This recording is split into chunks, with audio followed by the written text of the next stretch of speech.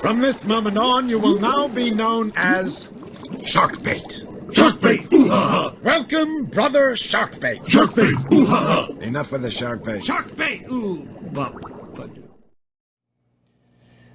Alright, what's up everybody? This is D from Brooklyn coming to you with a quick update.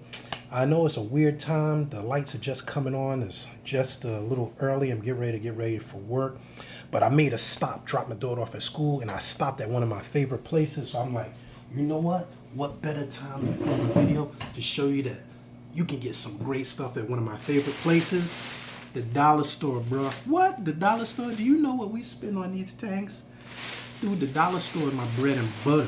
And I mean, might be the butter and the bread. But anyway, I'm going to show you some of the stuff that I pillaged on my visit to the dollar store. Maybe you can save yourself a couple of bucks. So now, blam.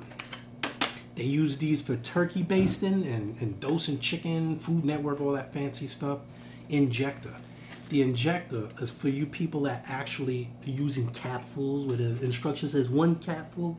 Dude, if you think you're using the same amount every time you put a cap full of chemical in your tank, you're probably fooling yourself. A capful does not always add up to 5 mils. Believe me. Test it and see if I'm lying. They got all kinds of these, but this one in particular, when I can find them, I buy them. This one keeps everything from 5 mils, if you can see that, all the way up to 30 milliliters. If you're dosing calcium, 2-part, magnesium, boom, 5 mils, blam. Measurement is the same all the time. You go up to the line, you know you're dosing the same thing. And guess what?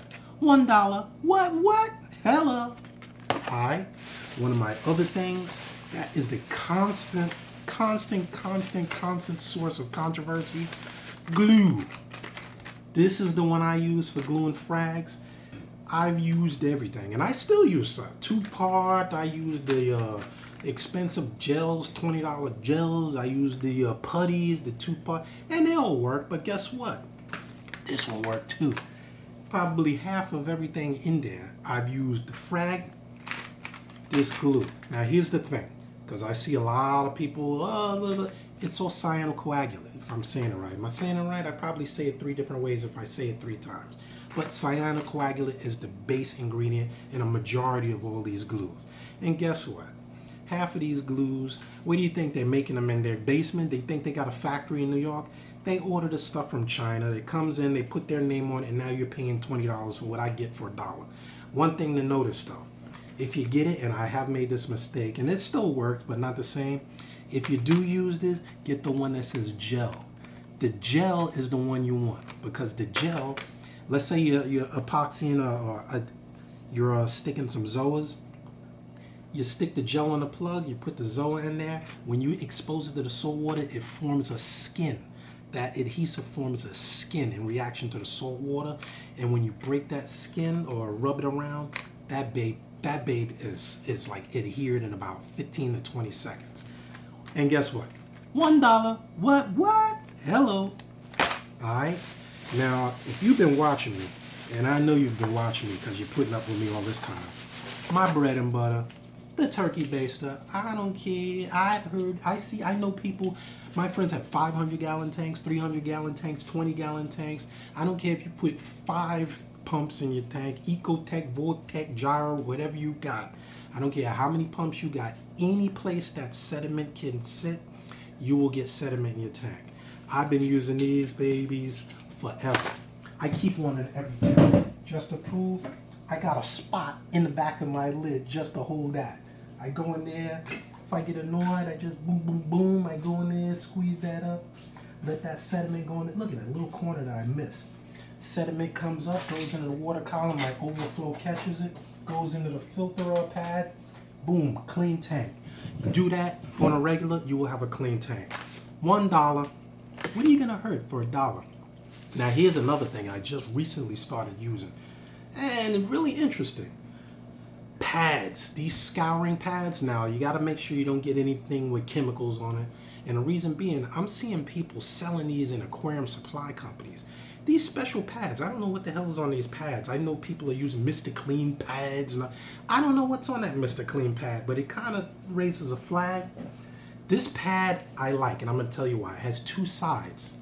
It has this soft yellow side, then it has a green abrasive side. Neither one of these scratch my glass.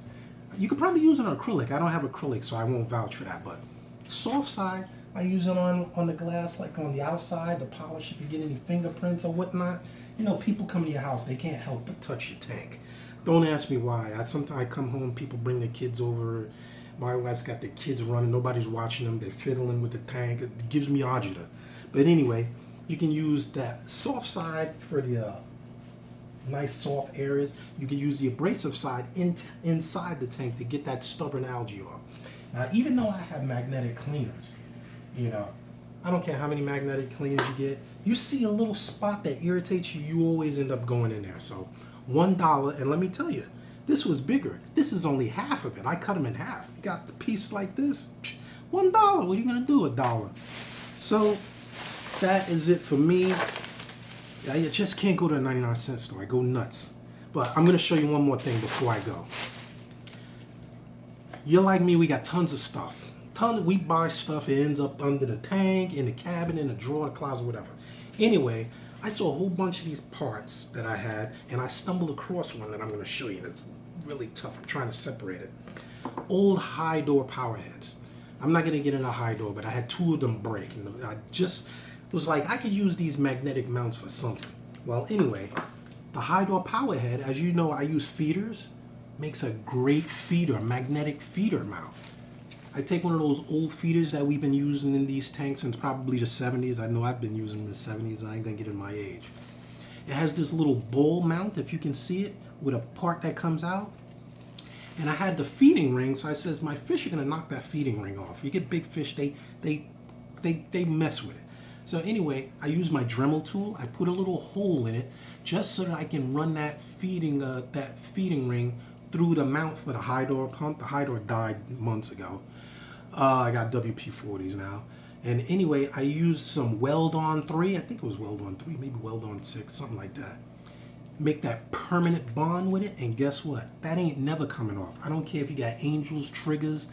Now, all I gotta do, and this thing is super strong. You break your fingers, you try to get this apart. Stick this in the tank. Now my food isn't going all over the place. The fish can't move it. That magnetic mount goes under there, and boom. I got a feeder that ain't never coming off the tank. I never have to worry about it floating, and you don't see it. You barely see it in the tank. So frozen food, I can put mysis in there, brine in there, cyclopeas in there. It ain't going nowhere. So with that being said, I thought that was a little tip of the day added in with my 99-cent pillaging. And homie got to go to work. I got to get going. I got to make the donuts, get the dough, the dinero. Got to see bored about a dog. Anyway, hit that subscribe button. I appreciate all you guys for watching. I'm going to come up with an update at the end of the week because the Brooklyn Aquarium Society meeting's coming up next month. Always the second Friday of the month. I'll make a video announcement with who our speaker is going to be. It's always at the New York Aquarium Education Hall. For more information, go to basnewyork.org. And we always have our list of upcoming events and speakers on the website. Or check us out on Facebook, Brooklyn Aquarium Society, or my D from Brooklyn, DFB Aquatics. So I gotta iron my shirt, get my tie, and get moving. So see ya. We wanna be ya. And I'm out. Gotta iron my shirt.